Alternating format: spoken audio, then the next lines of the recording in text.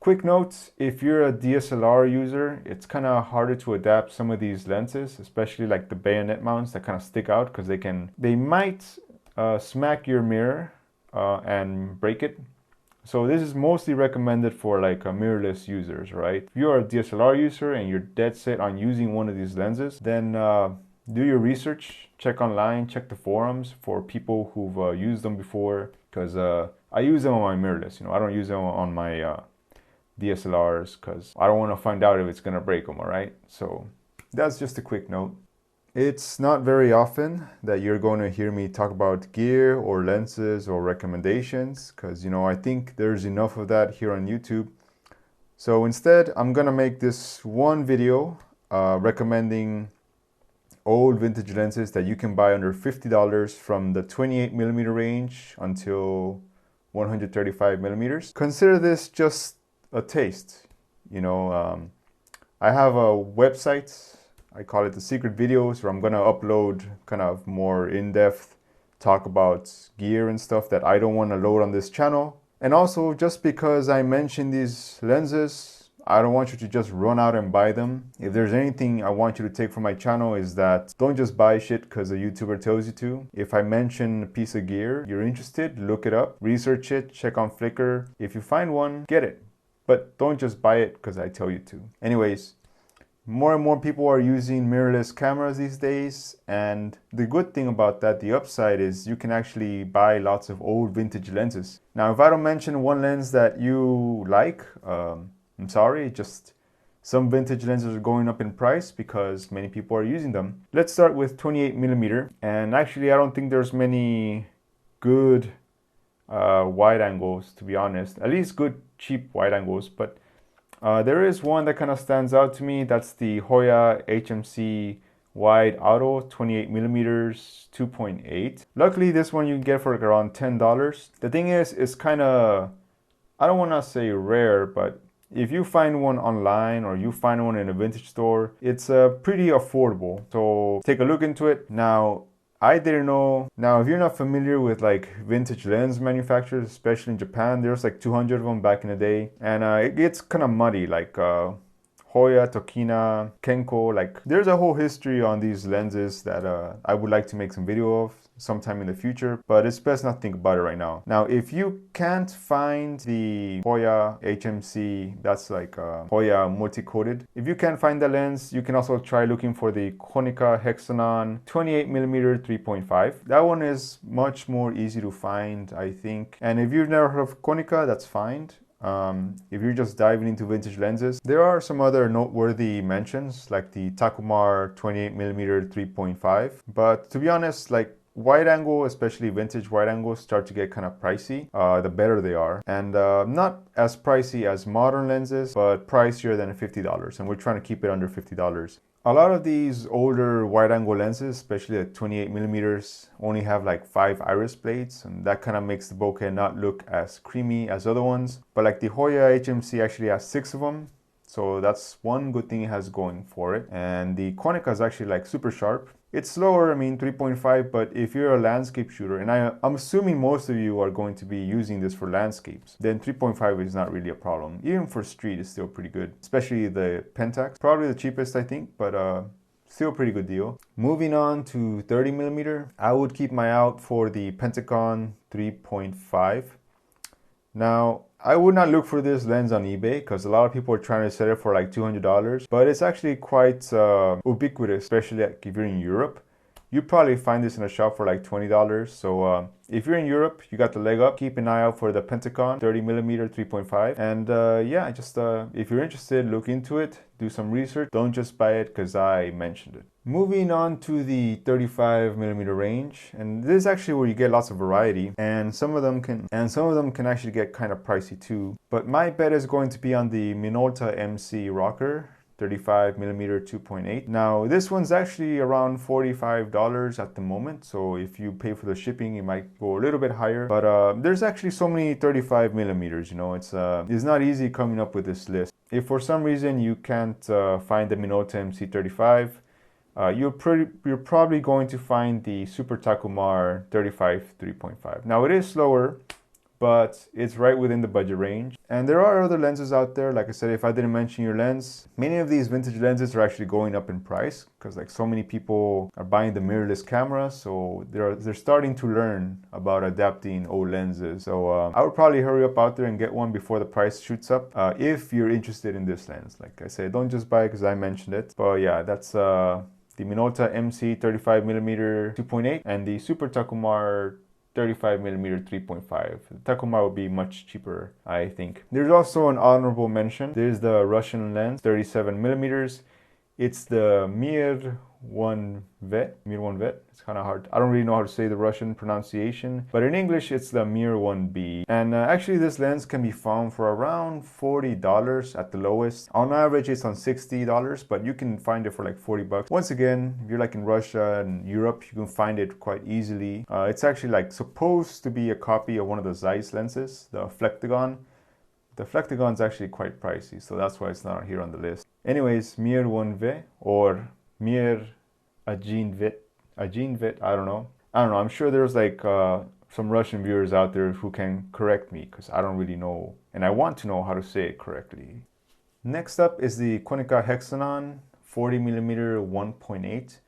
Now this little lens actually has kind of a cult following and the price has been going up quite quickly. Like more and more people are using it. Like I said, there's like a whole cult of users out there who like swear by this lens. I think even Matthew made a few videos with this lens, but right now it's around 40 to 60. I've seen it go up as high as $90. So if you find it in the marketplace, like vintage stores, you're probably going to get it very cheap. You try getting on eBay, it's probably going to be pricier. But if you just keep your eye out on it, the price goes down to like $40 more or less. For these lenses, some of them have different mount types, so it's up to you to find out which mount the lens is using so you can convert it to your camera. But yeah, the KONICA HEXANON 40mm 1.8, quite sharp little lens, and 40 is closer to what the eye can see than 50, so check it out before the prices skyrocket. Now we get to the 50mm, and actually there's so many 50mm out there. Like there's more 50s than anyone can count. I myself have like at least 10 of them, not counting the autofocus ones, like the expensive autofocus ones that I use for like really hardcore paid work. But if I had to recommend one lens, it might be the PENTACON 50mm 1.8. Now if you're an American, you probably never heard it from Praktica. If you're in Europe, you can get this lens really cheaply. I got mine for 15 bucks. And if you're in the States, I wouldn't hesitate to buy one from Europe. You know, it might take a few weeks to come over, but ultimately it's quite worth it. Like I said, it's like $15, maybe another 10 with shipping. If you walk into a vintage store, you might find one. They're pretty much everywhere. I even found some when I went vintage lens hunting here in Seoul. But anyways, check out the Praktica PENTACON 50mm 1.8. There's like 4 different variations of them, but they're all kind of the same. So I wouldn't worry too much about that. There's other lenses that I would keep my eye out for. For example, the DOMIPLAN 50mm 2.8. That one can be around 30 bucks. I see them all the time on eBay. It's a really simple lens and some quite lovely images. You know, I'm part of the vintage lens Facebook group and they're always posting pictures from these 50s because they're like the most, they're like the ones everybody uses, like all the vintage lens shooters. So keep an eye out for it, the DOMIPLAN 50mm 2.8. There's also the Jena Tessar. I know in English it'd be like Jena Tessar, but like we don't want to anglicize everything. It's like the Jena Tessar. And that one I've also seen on eBay for like 40 bucks. I have too many 50s and I've sworn off getting any more 50s except for one that I bid on just right now. But anyways, that one's more on that one later. Anyway, keep an eye out for the Jena Tessar 50mm 2.8. Another one to keep an eye out for, and I've mentioned it in one of my videos, is the Industar 52. It's actually another Russian copy, like of a Zeiss Tessar. Forget which one exactly. It's a 50mm 3.5. It's a cute little pancake lens. I got mine for $8, straight from Russia or Ukraine. I forgot which country exactly. Oh, just a note, if you're ordering a lens from online, I would probably bet my money on getting one from Ukraine, not from Russia, because Russia's a big place. might get lost in the mail. Plus, a lot of these Russian lenses, people just buy the cameras in bulk or find these boxes with a bunch of lenses in them, and then they just kind of ship them as is. I found that if you order lenses from Ukraine, like, you usually get them faster. They're usually in much better condition, and the price is just a little bit better. But anyways, Industar 52, nice little cheap lens, and I would keep my eye out for these lenses. For the 55mm lenses, I would definitely recommend the SMC TAKUMAR 55mm 1.8.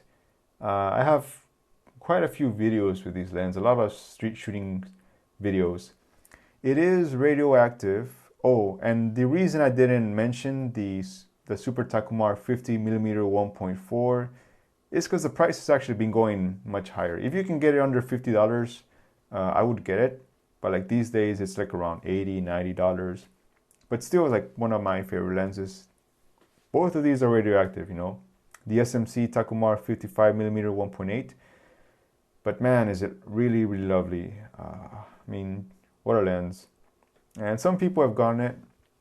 I didn't tell them to get it, but I guess they saw enough videos where I use it and they're in love with it. So awesome lens. You probably get like around 30 bucks. It's really ubiquitous. Like, there are so many Pentax cameras that come with this lens, and I have no doubt that you will find this lens really easily, whether it be online or in a marketplace. More lenses that are 55mm. The COSINON 55mm 1.7. I got one for like 13 bucks. Huge bokeh balls. Just a little kind of trivia thing, but usually 55s and 58s are better than 50s.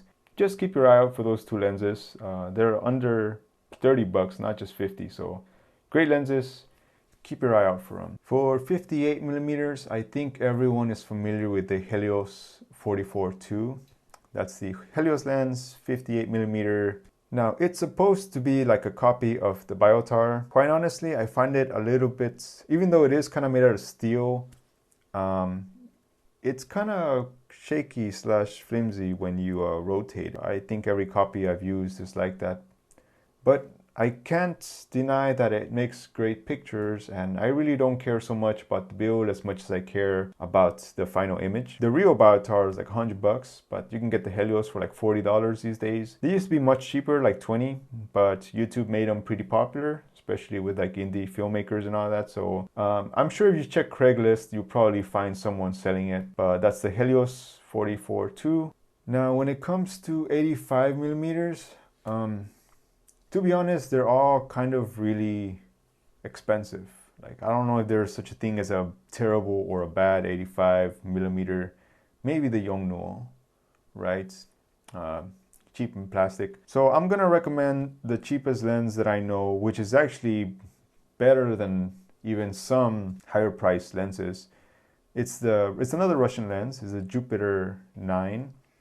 It's got some really lovely bokeh. I actually have a video coming up on that one pretty soon. If you find any lens that is 85mm for less than 100 bucks, I would probably get it, because they're all really expensive. And the Jupiter goes anywhere from like $90 to like $150. I've even seen them go up to like $300. They're not worth that much. They do produce some really wonderful images, and it's worth the wait, you know, just if you need an 85mm. Another option would be to just get a zoom lens. Older vintage zoom lens kind of all suck, you know, like pretty much all of them. Although the VIVITAR series ones are pretty good, I think.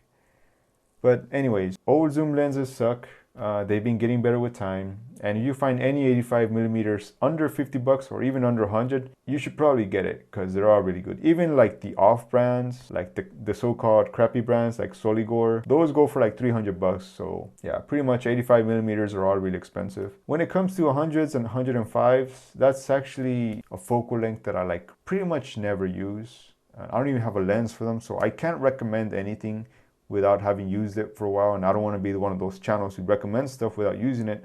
So we're going to skip 100 and 105, and we're going to go straight into 135mm. Now, when it comes to 135mm, there are so many choices, and they can all be really cheap as well. I'm going to go with a very underrated lens called the RAYNOX 135mm 2.8. I actually heard about this lens in the classic Photography with Classic Lens podcast is a really awesome podcast, and they were talking about this lens. It really piqued my interest, so I went online and I found it for like 10 bucks from Germany. If you find it for a really low price, I would get it. I don't think I would pay more than $30 for this lens, but it really has like some really weird bokeh. Like in the podcast, they kind of explain it as a wet on wet bokeh, whatever that means. It looks more like bokeh that's been watercolored and then kind of like pressed with your fingers a little bit more. It's really strange. I got it for 10 bucks. The RAYNOX 135mm 2.8. There's other vintage lenses, other 135s that you should keep your eye out for. The cheapest one and probably most ubiquitous is probably the SMC TAKUMAR 135 3.5.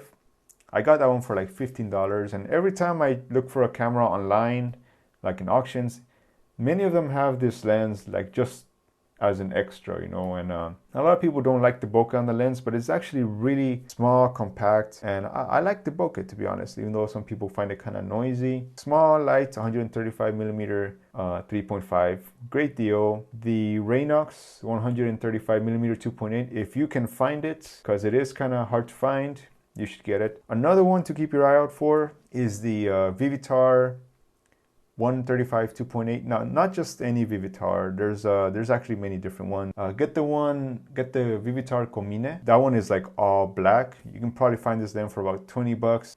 Don't get the one with the chrome on the front. They call it the chrome nose. Stay away from that one because there's a lot of variation with these old lenses. Like, I can make a whole video about that. But if you get the VIVITAR, get the one made by KOMINE. It's gonna say right there on the lens, and it should be all black. You should get it for like $20. Anyways, these are my recommendations for lenses, vintage lenses under $50. Some of them kind of fluctuate in price, like the MEYER 1V. The rest of them usually can be found under the $50 price range. You know, maybe not the KONICA HEXANON 40mm 1.8, because that one is going up in price. I would jump on that ship pretty quickly if I were you. If there was one lens from all of these that I would recommend, it's that one. Price is going high, and if you're a collector like me, you want it. Well, I already have it, but whatever.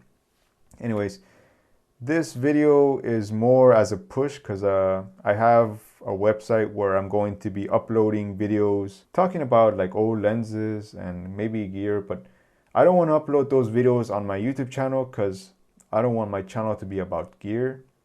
But I also recognize that many people probably can find information on these older lenses that are basically forgotten about. So I want to make videos about them, but I want to upload them on my website along with my rant that I don't upload on YouTube. I don't want people to think of me like that. So if you're interested in checking out the website, check the links below. It's called Secret Website, and there's not too much information on that website yet, but I'll be filling it up little by little. And I just changed my website, like from WordPress to Adobe Portfolio. So if you do go to my website, my portfolio, it's not updated yet. Those pictures are just kind of filler, even though they're pretty good fillers. Final notes: don't buy shit just because I told you. Maybe the KONICA HEXANON because it's going up. And if you're interested in any of these lenses, I'm gonna be making one video about each lens on my other website. And on this one, I will usually just do street photography videos, and I'll just use that one lens for the whole thing, for recording them and for the pictures. That way I don't feel like I'm selling anything to anyone. But yeah, see you around.